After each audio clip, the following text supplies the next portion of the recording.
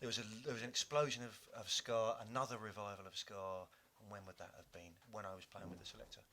In About California? that. In California, yeah, a little bit before that, bands like the Toasters and Real Big Fish, and bands Real Big Fish, when they toured in Europe, they did arenas, you know, big. Okay. It was big stuff, you know. I know that because I hung out with them in California. Did you know? I did at the No, Fillmore. Oh. They're big, No, exactly. I Yeah, remember the name. but you wouldn't. But this is the thing about scene music. You wouldn't hear about them, but they fill arenas. You know. And did the Selector have a following in the States? Yeah. Oh God, yeah. So Yeah. It was a significant. much older following. It was like Okay. the kids that came to see Real Big Fish. It was like their mums and dads, and the two-tone bands never toured the States in the day. Originally. Yeah, it never happened. So there's this kind of nostalgic revival of a mystical thing, which is magic, and that's why they. So you get lots of people turn up. Which is funny. Weller always tells a story that he never, the Jam never did Is that anything. Paul, right? Paul, Paul right. Weller, Yeah. yeah. Not to me. I was going to say. No, he's not. You called him Weller. He's not a mate. But just heard an interview with him, and he said that the Jam and did nothing in the States, absolutely nothing in the States at all. Even though a massively successful band here, like 6 number ones or whatever, but he got a bit of traction with his own solo stuff later. And he would play old Jam songs, and guys who'd never heard the old stuff said, "Oh, I love that new song you played. I love Town Called Malice." And I said, "But your old song." I wrote that when I was about 22. Right. You know, so Right. that was, Yes. you're right, but and that's the way that niche thing works. Yeah. Isn't it? Exactly that. Yeah. Right. So you've finished with the Selector. You've found out you've got a kind of a way into doing your own thing. Okay. Yeah. Through your kind of slightly accidentally through the bit of busking in Cambodia and playing in the bars and things in there. Right. When did you actively take the decision to kind of become King Size Slim, as it were, and to develop that as a persona? Well, before I'd left the Selector, I had things I was doing called King Size Slim, and King Slim Clandestro was a good one I'd used for a while. And, I'd used that phrase for a while. Where's the name from? Okay, well, you know that you're aware of the company Rizla? Yeah. They make rolling papers. And for truck drivers, and also for people who may be driving a long time, like musicians, for example, they make extra long papers. Right. And they make a brand of those papers called King Size Slims. But also, so do a company called OCB, and so do a company called Smoking in Spain. So it's got like a generic term for larger Rizzlers, which, as I stress, are for truck drivers or people who are driving in long terms. There's no. So in case you're listening at home, children, and misinterpreting what Toby's saying, they're for truck drivers. Yes. As far as I'm aware, there's very few people that use them to smoke weed at all. I mean, as far as I'm aware. Really? Yeah. Really? Yeah. That's an extraordinary fact, isn't it? So when you started playing in the clubs in the Far East and you're playing back in England, have you started to develop the style that you use now? I suppose so. The foot stomping and that thing. I mean, I had just developed that because it's just one man on his own. The King Size Slim's thing now is a 4-piece band or a solo and stuff. But right then, it's just me on my own, doing everything myself. So if I can stamp my foot and find the right pair of shoes that gives it that particular slap sound, right, then I'm going to go with that. That's great. And if I can kind of add little bits of percussive vocal now and again, or what sound like backing vocals, it sounds like it's big. It makes it bigger. Yeah. That makes it sound not like a one-man band, like one man with a guitar. Not singer-songwriter. So you didn't want to sound like a singer. Right. It's a show. It's a thing. I've got to, I will entertain the room that's there. Yeah. And that's where that stuff comes from. Okay.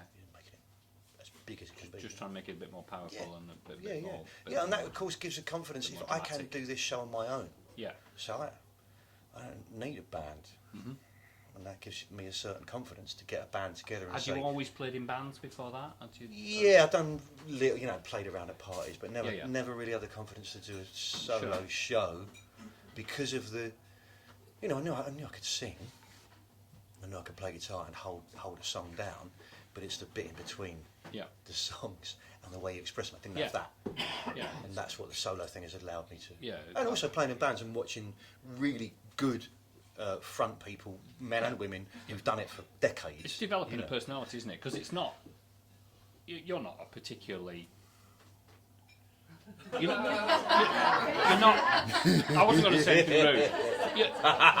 You're quite a diffident. You're quite a diffident bloke. I don't know you what wouldn't- diffident means. It's a good word, but You wouldn't. You're not the kind of guy to push yourself forward. So Right, you've okay, kind of created a persona for yourself to push the music forward. oh, the fella that goes and shouts at people to shut Yeah, the fuck I up. mean, yeah, it's yeah, that's acting, not isn't me. it? Yeah, And yeah. Well, it is me, but it's a form. me Of, exemplifying. any show on stage, any performance on stage is a Yeah. form of acting. My half sister, Katie, she's an actress. She's 11 years younger than me, and she does really well. She's just been picked up in National Theatre. And Nice. Yeah, she's been on TV. She was in Doctors. Remember no, you wouldn't. Daytime TV. I've only watched it once when she was on it. Anyway, she does really well. And sometimes we'll have this conversation about musician and actor and where where the line lies, if you will, where the grey area is. And there's not a lot of difference. No, Particularly with a one-man show, there's not a lot of difference. there isn't a I'm line front really. man, It's, I mean, I think evidence for that is the number of people who've done both quite Right, okay. without any real Right. difficulty. Yeah. A lot of people have made a career of both. A lot of singers like to Is think. there any money in acting? Yes. Is it? Good. Right, I might go yeah. for that instead. Have a word with the lady. Have a word with the lady over there. There's a lot of money in voiceovers and adverts. Ah. That's where that's Okay. where a lot of So they're that's after where a lot the of it. estuary English. Indeed. But, yes, we know all about estuary English, don't we, darling? But, okay, so you're doing these. You've started off doing some solo shows. How did you get back into the scene in the UK when you're in? Did you start pushing yourself literally, into pubs? And As I said, yeah, the first thing I picked up was the Neptune in Whitstable. Bang, I walked in and played a Wednesday afternoon. He booked me for a Sunday afternoon for some money, and I was in, and then I did. What else did I do? Yeah, just things like that. I picked up a little.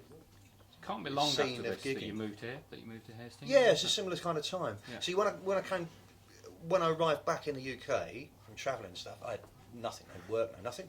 But I had some good friends who did crewing work and ground crew work at places like the Brighton Centre and the Brighton Dome and these big, professional theatres and Yeah. stuff. So I got in with that. So I did a bit of groundwork, literally groundwork, shoveling boxes, getting there at 7 o'clock in the morning, unloading the truck, setting up the show. The show would happen. I'd get back at 10 o'clock at night, take the show down, put it back in the truck. That thing. So I saw a really good mixture of music, and I made it my thing to get there and see the end of the show. Doesn't Right. matter who it is. So who did I see? Who's that?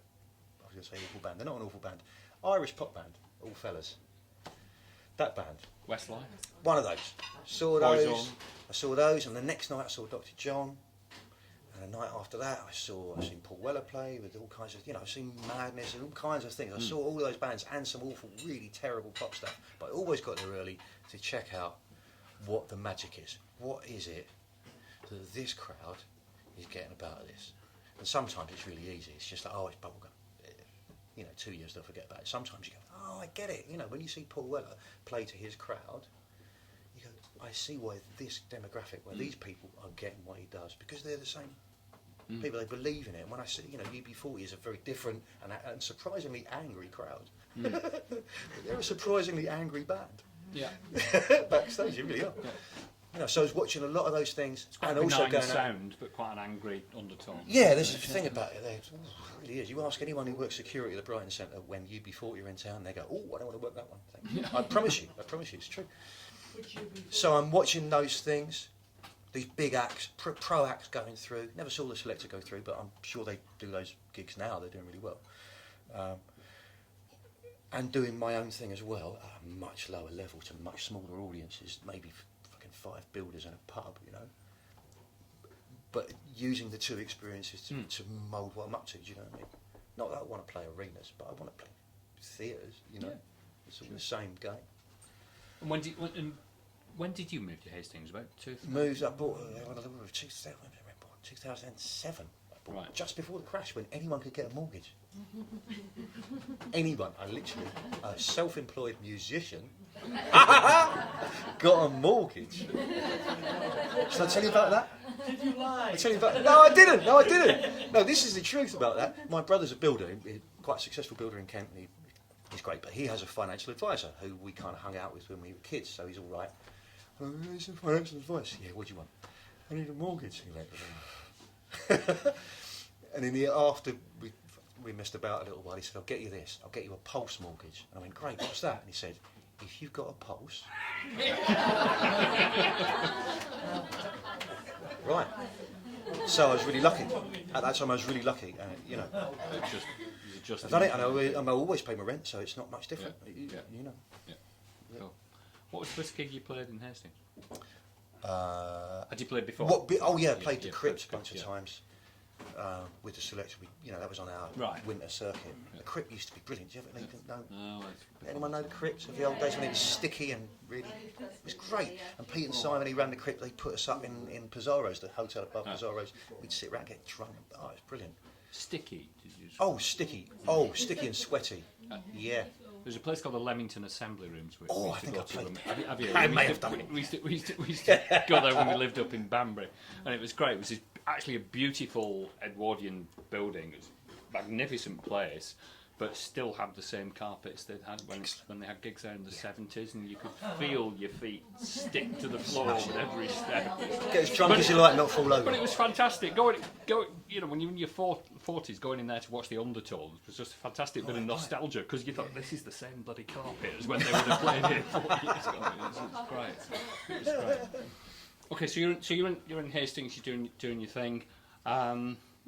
First gig in Hastings. First gig when I moved here, Hastings Arms. Hastings Arms. Yeah, because at the time, a friend of mine, Ian, who's left us now, God rest you, Ian, he had a jam night there on Wednesday nights. And it was open mic night, really, but people would turn up. I think that's where I met Blair, local piano player Blair. Met him there. Leanne Carroll had a residency at the Porters on Wednesday. She still does. But when she was drinking, she's not drinking now, but when she was drinking, she used to come in and have a swift couple with us and play along, have a bit of a thing. So this jam night turned into something quite special. I can play, I'm doing all right. Ian can play, Leanne turns up, Blair turns up, other musicians would turn out of the wood, and you get this really, world-class players, people who toured and happened to move to Hastings, jamming out on a Wednesday night. So I joined in with that and had really good fun. Out of that, they used to do blues on a Monday night, so I got a Monday night gig, and then built it up from there. I've never really concentrated on building stuff up in Hastings, because it's great and there's loads of venues and it's brilliant and you could play them all the time. Yeah.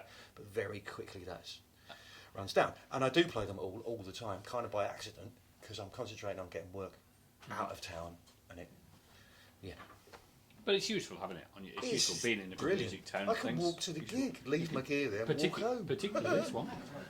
Yeah, particularly this one. Yeah, it's great. Yeah. 100 yards up the road. It's not exactly a struggle, is it? Thank you for coming all this way, by the way. Oh, you're welcome. You're welcome. And so, when did you start recording as King Size Slim? When did you? Oh, I did pretty soon after I got back. I started doing things called rough cuts, which are me with whatever studio I could get together, so a little Porty studio or borrow a mate's studio for the day and stuff. Put 3 or 4 tracks on a CD and sell them for $5, like hand printed, handwritten. Like white label style. For $5. That started, and I haven't got any of those left. God knows where they are. Hopefully, people have still got them treasured in their collection. How much of your material by now is stuff that you've written yourself? All of the recording material is me. All the recording. And then probably, I've always been able to do 245s of original material. Yeah. Always had that in the bag. Yeah. But I've also had another 245s of covers. Now I haven't, So about that time, it depends on the room. Play to the room, don't you? So it might be a night where there's people listening. You go, great, you want to have a listen to this blues? My miserable reggae blues, have a listen. And some nights you've just got to play La Bamba all night. Just a party thing, yeah. You don't know how to sound Spanish? Yes, it's called an accent.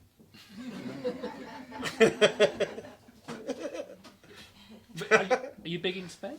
No, I do Catalonia quite. I haven't been for a year and a half now, but I play a little circuit in Catalonia. It's great. But you're big in Romania. But I can't say that is Spain, obviously. No. Because it's not. You can't when you're in Catalonia. No, you can't. You can when you're outside Catalonia in Spain. Yeah. But you're big in Romania. I did one quite big show in Romania. I wouldn't say I'm big in Romania. Although I was surprised. Actually, genuinely, the front 3 rows knew some of the words to 2 of my songs, which is quite mad. You know. So do you want to tell you? Right, it's the. It looks like Foxani, but it's pronounced Foxshan. It's the Latin language, but they put Foxshan. And they have the Foxshan Blues Festival every year. And it takes over the town square in Foxshan, which is, you know, it's an old kind of Soviet-y style block. And the hotel is one end of this block, and then the stage is in front of that. And at the other end is a big old municipal building, and they fill it full of 6,000-7,000 people, and they play blues for, you know, 3 days. Lots of bands, loads from the States, lots from Europe and all kinds of stuff. And the year, I only got it, because I'm not really blues, I only got it because the year before, they'd not stolen, they took my song Milk Drunk straight off a CD and made a promotional video for the festival over Milk Drunk and said, what do you reckon of this? We've already put it out. It's like, you can give me a gig. That would be great. And I'm like, yeah, okay. So the next year I got this gig. We arrive and go up to the hotel room and out. I look out the front of the hotel room. And opposite, on this municipal building on the other end of the square, is a big poster, the whole size of the building, with all of the acts' faces on it. And my face is taken up 3 floors. It's like 40 feet. Not quite. I wasn't like that. It was quite a cool shot. Actually, Did you have the beard? But it was just like I had more than this. I had a little bit, but it was the weirdest. Oh, it must be very. And here's what I thought. Immediately I thought, you know that Chuck Berry song, Johnny Be Good? One day your name will be in lights. I was like, oh. That 14-year-old me is happy. There it is. You know. I mean, we had a great gig and it was fun, but to see that, and there are lots of people who see it all the time, and the novelty must wear off. But that's the. Because you play abroad quite a lot now, don't you? Yeah, not so much this year, obviously. No. In Europe. There must be a bit of a concern. Oh yeah, it really is. But we'll see how that works out. You know, I might have to develop a French personnel. Avec un passeport français. Or develop your Bahrain contacts, because you are a good friend of the Prince of Bahrain. Prince of Bahrain. Yeah, the Prince of Bahrain. Tell the guys about that. That's ridiculous. Well, so the whole deal. So the Prince, you know, Bahrain is an island in the Middle East, and they like to consider themselves a very Western island and very forward-looking. And they have all kinds of ways of trying to present this. So they've got the Formula One there now, you know, and some other stuff, and horse riding stuff, and all kinds of things. And they have a studio there called 2Cs. And I can tell you, how long have we got? You want me to tell you about 2Cs? Quickly? Okay, I won't tell you about 2Cs. Yes, I will. Okay, so, no, I won't. No, I can't. No, you're fine. Can I? Okay, all right. So, back when Michael Jackson was having trouble in America with the court casey kind of stuff, he went to Bahrain because the Prince of Bahrain is a friend of his. You know, you imagine he moves in these circles. Well done for sticking to the court casey kind of stuff when we're streaming it. Thank you. I don't know what I don't know what you know. I don't want to make it. Anyway, during that time of he moves to Bahrain for a short while, and the deal is, as I understand it, forgive me again, or maybe I should go because the deal is allegedly the deal, as I've heard it, allegedly is that they came to a conclusion with Michael Jackson. He'll make a couple of albums and do a concert tour. They'll fund it, and they'll get the money back. Right, it's a deal, and you stay here, and we are now your production company, if you will, because that's really cool for them. You know, get a big Western artist, and that's quite cool for him because he hasn't got a deal in America anymore. Essentially, they built a studio. Quincy Jones came over and designed a studio for him in a royal complex. Michael Jackson came over, did a few days, and went home. So you've got this world-class state-of-the-art studio. Right. I mean, this is the only. Forgive me if I'm wrong, but this is what I heard. So you've got this state-of-the-art studio, and it is amazing. It's beautiful in a royal complex on the island of Bahrain, and they can't really do. You can't rent it out to a rock and roll band because there's fellas outside with machine guns, right? It's quite a serious place. So what they do now is 2C studios, and they use it as a way of bringing music from around the world and doing sessions. You go over there and you do 6 songs, and they video it and audio it, and they put it out on their thing. It's quite cool. They're good. I mean, they're trying to show that they have good intent, I suppose, using music as a method of that. So I went over there. They invited me over, and I went over and did 6 songs. Had tea with Prince, and he's all right. He said to me, "I think what you do is really cool," you know. And at that time, I was standing in a warehouse for sports cars, and that's not an elaboration. Sports cars and his kids' collection of little motocross things. They've got a collection, you know. Money like you can't. It's just silly money. It's oil money, you know. Yeah. So it just nothing Head matters. turning, head spinning. He's stuff. saying what you do is really cool. Like, is it really okay?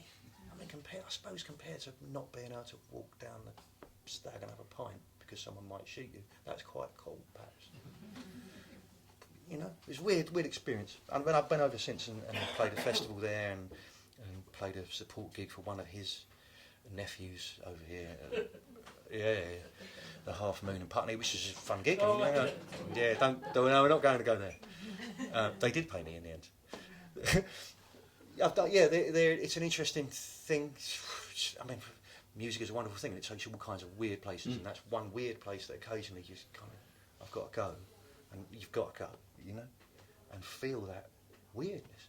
It's very much. I've met a few really famous people as well, and hung out with them, and it's a bit like that. They have a similar kind of detachment, not deliberate, but detachment from reality. In that everyone around them immediately says yes. Do you know what I mean? You were telling me about that. Or if they say no, it's really aggressively. You were telling me about that time you were hanging around with Roger Taylor from Yeah. One time one of the stories you recounted to me, which I thought was great. He said play crazy, so you started playing crazy about Patsy Cline. That's it. Yeah. That was brilliant.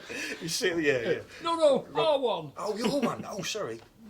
Whatever it is. Yeah. And how did that come about? Some weird way or something? Okay, well, I got a gig. I supported Queen on a New Year's Eve gig, BBC New Year's Eve gig at the Methodist Hall in Parliament Square. You know, it's a big old gig. It was all over the TV. I wasn't on the TV. I was just the warm up.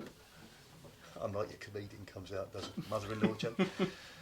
I got that because I played an art centre show in, I think it was Exeter or somewhere, and through my missus, actually through my partner, a friend of hers is involved in a production company. They came to the show. Just a art centre show, and we hung out at the end. They really liked it. It was great. Thanks very much. Cool, nice. I never thought any more about it. And then they phoned me up the day before the gig, New Year's Eve. What are you doing tomorrow? I don't know. I've got a gig. Well, we might have a better one. Okay, what's the gig? Do you want to come play with Queen? Yeah, all right. Yeah. So I hung out with them a bit, and yeah. Excellent. Yeah, it's quite odd. Hanging out with famous people is a strange and wonderful thing. So you got that for Bev as a professional? She was a dancer, yeah. Right? She used to dance with, yeah. All that stuff. Yeah. So what's the future hold, Toby? What do you want? What do you still want to do that you? I've got that much left. Yeah. I'm hoping not to spill it. What do you still want to do musically? What do I want to do musically? With two things. See, musically, I just want to sit at home and play music for me and record it and listen to it for me. And when Bev gets home, I go, "Do you like this?" And she'll go, "Not really." and I'll just for me, that's what I want to do. Is just play music for me. It's great. I love it. I can't think of anything better than sitting at home, do the school run, come home, get the guitar out with mics and all kinds of cable stuff, and record some music. It doesn't matter. I love doing that stuff. Mm-hmm. I'd love to just do that, but I've got to make a living.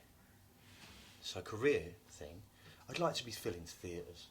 I do occasionally. I get a good, 5 to 1,000 crowd, and sometimes that's support, and sometimes I'm guest, and I'd just like to be doing that thing, just enough to keep it rolling. Do you enjoy performing? Do you get a buzz? Yeah, man, it's best buzz, isn't it?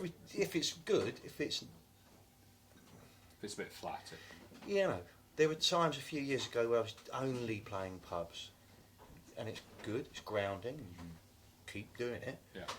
But you have 3 bad pub gigs in a row. Excuse me. A bit dispiriting. Excuse me. That's your air in your beard. Yeah. There's too much air for an interview. You do 3 bad pub gigs in a row where someone's insulted you, and so it's just. Do you get much of that? Like, no, I do that. Not even. Do I get any more?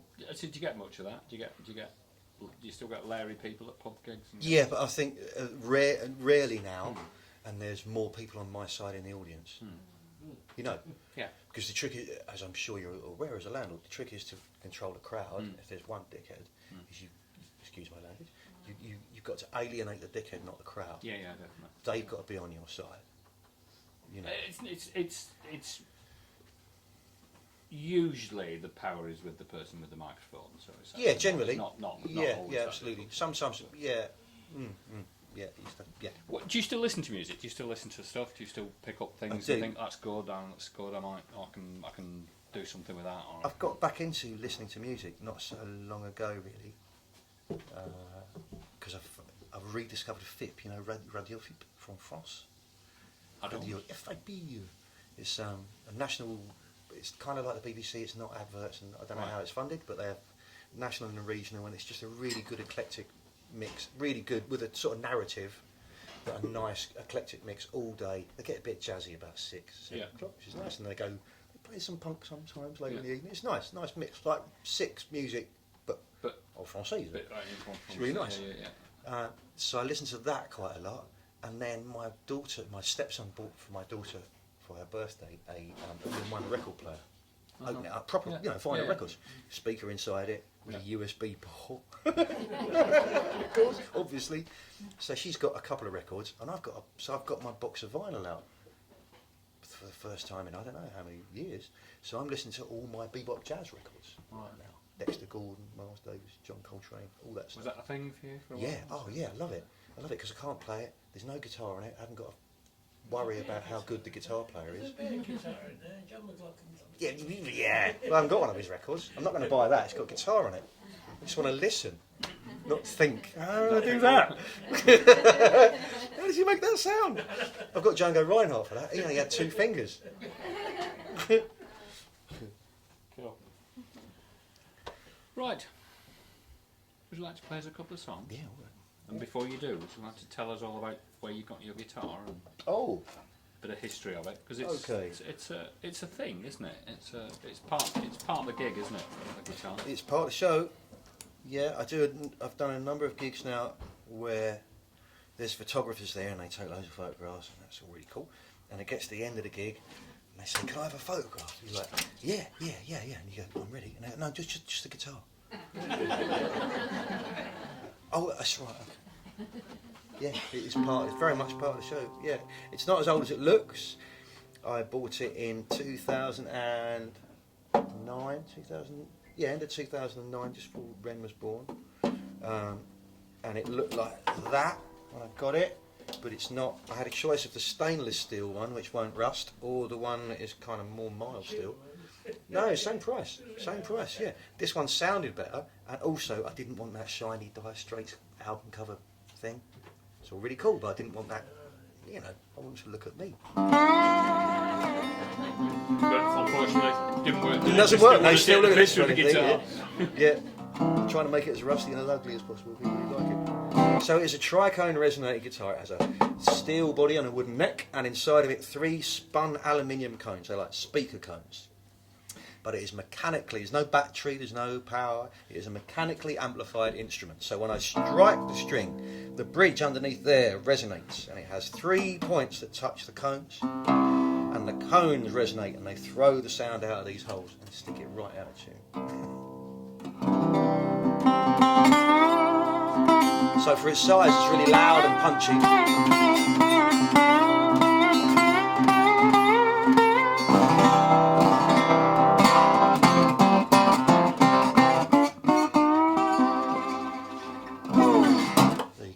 That's what this does. Nifty. It's really handy if you've got a gig and no one's listening. So you shout really loud.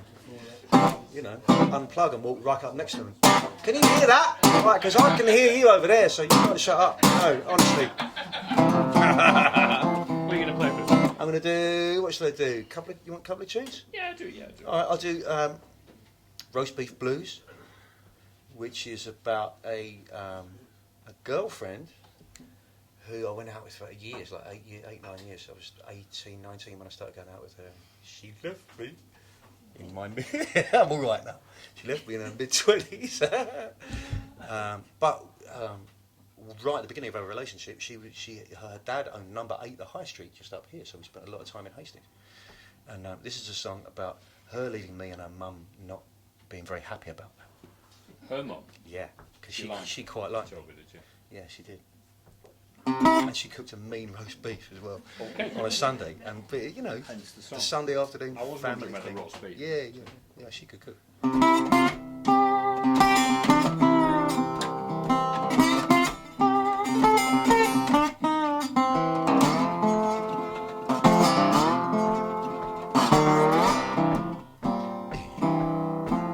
Watch it, honey.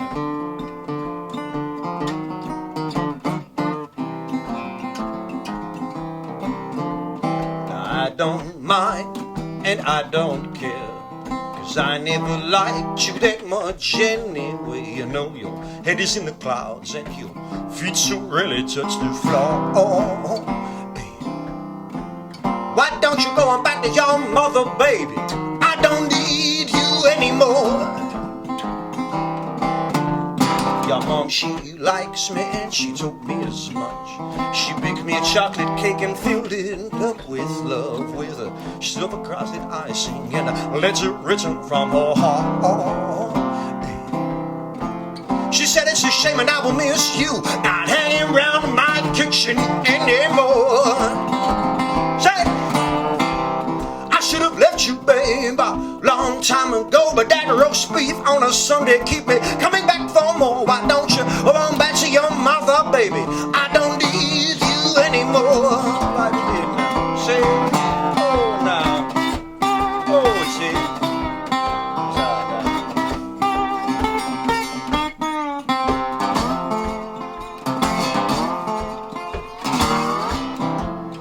Hey, watch out.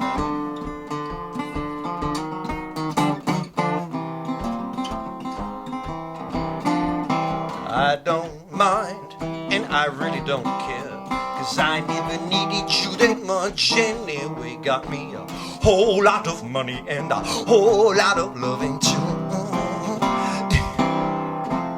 Why don't you go on back to your mother, baby? She told me she wanna talk with you. Everybody now, say, I don't mind, and I don't care, 'cause I never liked you that much anyway. I know your head is in the clouds and your feet so really touch the floor. Hey, why don't you go on back to your mother, baby? I don't need you anymore. Say, oh now. Hey. Watch out.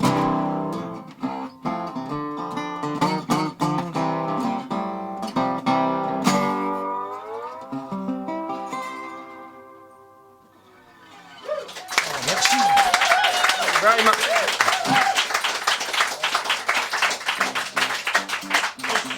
Just before Toby plays another song, I'd just like to. This has been a huge pleasure doing these 4 interviews with 4 great, very different musicians from Hastings. The idea came about. Well, it just came into my head actually, and I mentioned it to Nicole and said, "Do you think that would work?" And she said, "Yeah, I think that's a really good idea." And so Toby came in for a drink because he really does live 100 yards or so, a couple of yards up the road, so it is his local. And I said, "Oh, well, I've had this bonkers idea about doing some interviews and musicians playing a couple of songs and things and just chatting so people can get to know them a bit better and things." And he said, yeah, that'd be good, that'd be hot. And I said, well, do you want to do the first one? He said, not bloody likely. So he ended up doing the last one. But so it's really nice finishing this first set of interviews with Toby. We will do more of them because they seem to have gone down well with you folks and seem to have been well received. And there's been stuff on that. Toby was one of the first musicians we saw when we moved to Hastings. Actually, about 6 weeks after we moved here, we watched the Unplugged Saturday in the Dragon Bar, and Toby played there. A year later, we watched the Unplugged weekend in the Crown Bar, and you came in and cut your head open on the ceiling, trying to climb on top of their bar. That's a whole different story. No, I cut my head open much earlier. Oh no, earlier in the evening. But I you was were still entirely bleeding sober you when I came. cut my head open. Yeah, it was. Unlike So the Dragon Bar. So he's always been a personal favourite. He comes in the pub a lot, and now we consider him a good friend. So it's been a real pleasure to have him here tonight. So give him a big round of applause. And he's going to play. Thank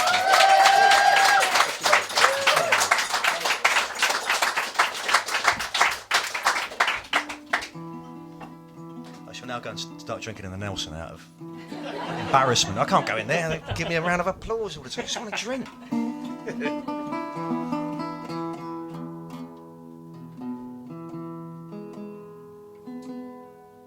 Oh, there's one other thing about these guitars. They are tuned. These machine heads here, they don't do a great deal, frankly.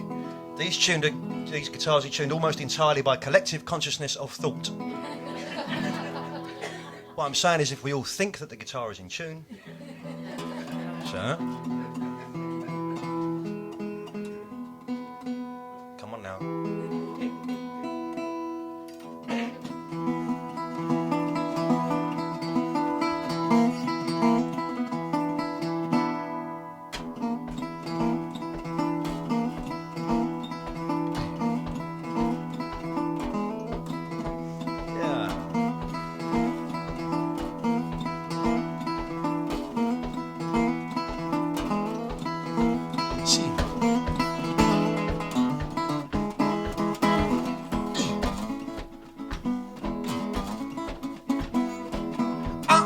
Gracia, toton gracia, toton popolo e movimento.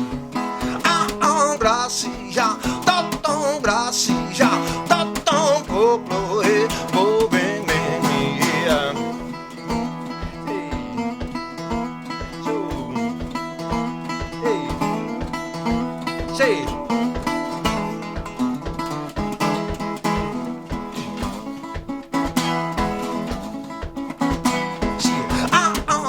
gracia, toton popolo e movimento. Gracia, toton gracia, toton popolo e movimento.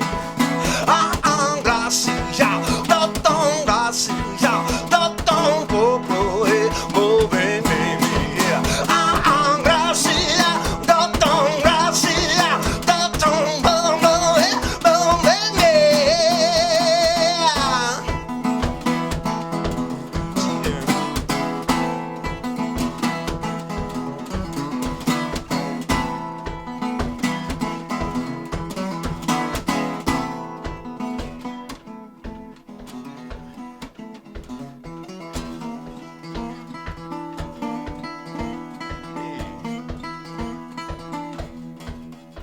Who's not thinking that?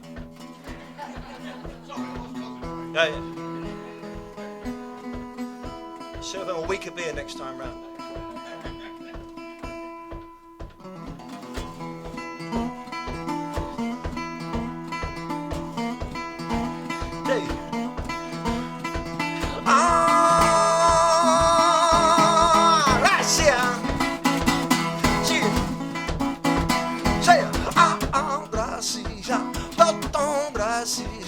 Toton popolo e movimento. Gracia, toton gracia, toton popolo e movimento. Una.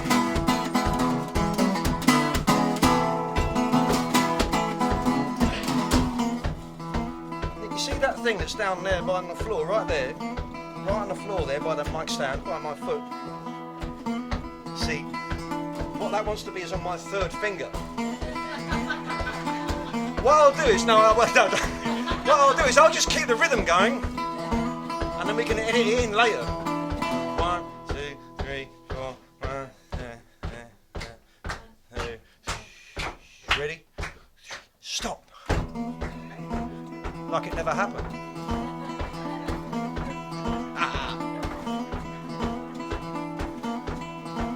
See? Now.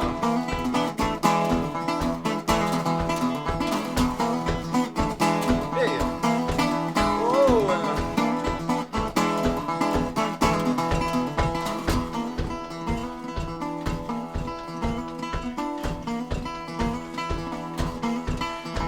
See.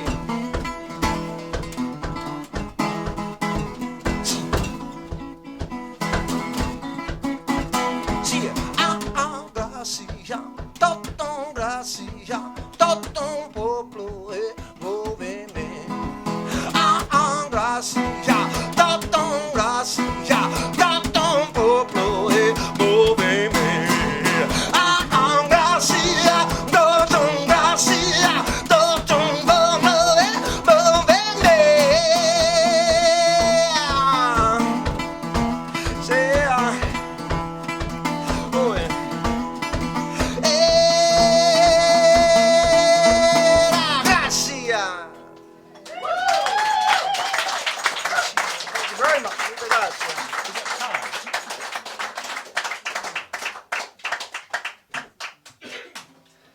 Thank you very much. Oh, you're One of the welcome, man. great Thank things you so about much.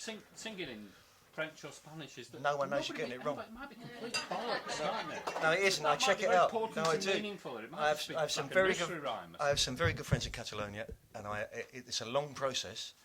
It's like I want to say this, and I think it sounds like this. So I'll record that, and I'll send it to them, and they'll text me back and going, ha ha ha ha. If you're trying to say this linguistically, you have to grammar. You know, in Catalan grammar, you have to say it like this. Yeah. And I'm like, yeah, but that doesn't fit the.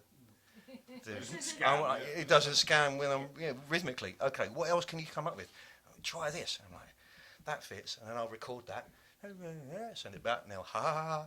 And it sounds like this, and then we'll get it kind of right. Just kinda I've never got it right. Get it nearly there. Yeah, I mean I've sung over there, and it's kind of they enjoy it, but you know they know I'm not a getting couple it of right. minutes. Does anybody have a particular question they want to ask Toby while he's here? Or you can always catch him at the bar. Don't know anyone in the room any money. I think I'm all right. Oh shit, maybe I'll use some money. When you write, do you write the words and then the music, or the music and the words, or do you write them together? Okay, generally it's a groove that I'll come up with, and then that will suggest a lyric, but that lyric at that time is only rhythmic, it's only descriptive of what I want to do, and then it's a process from there. It's a balance. Generally it's a groove first, and some kind of lyrical idea, because I quite like hip hop, you know. I'm of that age where it's about rapping, and good rappers have really good syncopation. They're like a percussionist. You don't need to hear the words or understand the words. It's percussion in itself, you know. Yeah. So I try and work like that. So that kind of. So when you said, you mean you come up with the groove and then you come up with like a lyric, you mean a melody, a lyric, Yeah, a something. vocal melody, and then the words Yeah, come later. and generally that will be the chorus. Yeah. Generally, might not be. No, that's the catchy bit. Generally the first thing you come up is the catchiest thing, because it's the thing that's stuck in your head for so long that you've actually been asked to You were write it saying down. you played with that hip hop blues guy Skip McDonald for a while. Yeah, Guy I did who's 2 in- tours with Skip. Yeah, He's he a was mate. in, he was Yeah. in Grandmaster Flash, wasn't he? He was, yeah. Grandmaster Flash is a dickhead. That's what he says. I quote Skip. He's always been a dickhead. But he played on The Message, which He was did, like yeah. a pretty seminal Yeah, man. song, Skip's done really, all wasn't kinds of stuff and all kinds of seminal British digital reggae. He's a legend. He really is. I love Skip to pieces. We had a great time. Me and him on the road. Me driving. Skip telling me we drove from Ramsgate, where he lives, to the Bound on the Wall in Manchester. Anyone know that gig? Right, it's a great gig. Love playing it. It's a dickhead. No, Skip's not a dickhead at all. No. We drove. It was like a 6-hour drive because we stuck traffic all the way there, and he didn't stop talking the whole way. And at no point was I bored. It was just stories about him hanging out with David Bowie when they were going, "Hello, Americans." You know, he's on that record. He's Really? You on that? Yeah, man. And you Google it. Fuck, he is. Yeah. He's amazing. Yeah. Right. Anyone else? I'd like to ask, you said that your ideal scenario would be just playing your own stuff to yourself. You record it all the time. No, well, yeah, but then I'm actually quite vicious with erase and delete. It's just otherwise you end up with a stockpile of digital crap you're never going to listen to. You know, it's a process of. Do you not listen to old stuff that you've recorded? Only if it's really good and I believe in it, then I'll get it to a point where it's on. I mean, in the old days it was on a 4-track cassette, so I've got a couple of dozen 4-track cassettes with stuff on it that at the time I thought was really good, enough to save. But you can't keep all of it, particularly in the digital age, because you can keep going recording for. Archive material is a blessing and a curse as well, isn't it? I mean, there's some artists that there's archive stuff being brought out, and you think this is great, this is really good stuff. They obviously had tons and tons of material and were really fertile at the time. And there's other things you've all done this. You bought an album that you had on vinyl, you bought the CD, you get the 9 tracks on the album, and you get another 9 tracks which are extended mixes or tracks that didn't quite make it on the album, and you listen to them and you think. There's a really good reason they didn't make it on the album. They're shit. But I've just thought about an interesting point that it's not about writing songs. For me, is not about putting it on an album. Right? It's not. It's about playing live. They're about for an audience. You know. Hey, doll.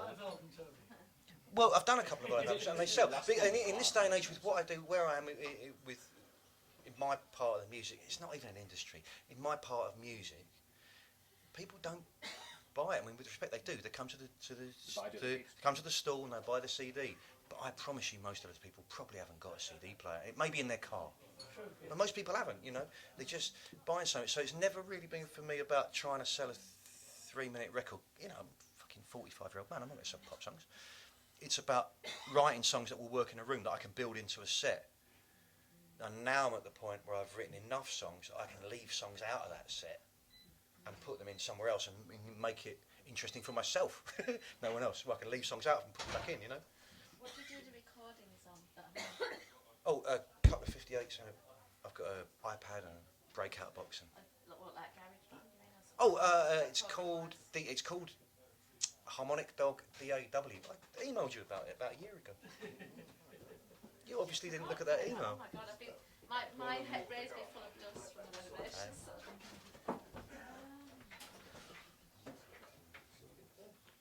I think we're done. Are we done? Folks, thank you very much. Thank you for coming.